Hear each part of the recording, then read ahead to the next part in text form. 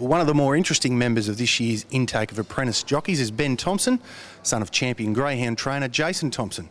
Ben, what was it that prompted you to become an apprentice jockey? It all happened pretty quickly, actually. I've always been pretty small, so I thought I'd make the most of it with my weight and give it a crack. But yeah, that's about it. So when was it that you first sat on a horse? Rode one for the first time in Easter last year, so not even a year yet, and I've rode a little bit of track work and hopefully be riding full on track work within the next week or so. So what's that, the process leading up to now? What's that undertaken? Where have you done your training? I'm apprentice under Mick Kent, and I've been working up in Sale with Frankie Stockdale. I've ride 3-4 a morning with him, and yeah, he's pretty much taught me all that I've known now, and yeah. What's the thing you're most excited about being an apprentice jockey? Obviously riding my first race, whether it's a first or a last, looking forward to that, and main goal is to ride a Melbourne Cup winner. His dad's trained one, so greyhounds. That's a good lead. Last year's Melbourne Cup winner, Jason, you trained that as well as the Easter egg. You've had a lot of success in the greyhound world. How does it feel to have a son who's going to be a jockey?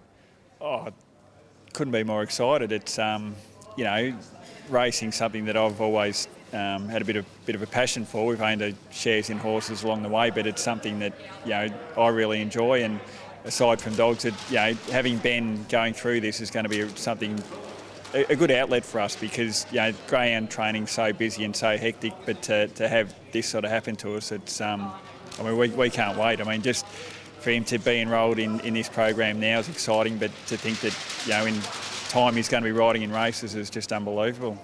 And can you remember the time when he told you he was thinking about being a jockey?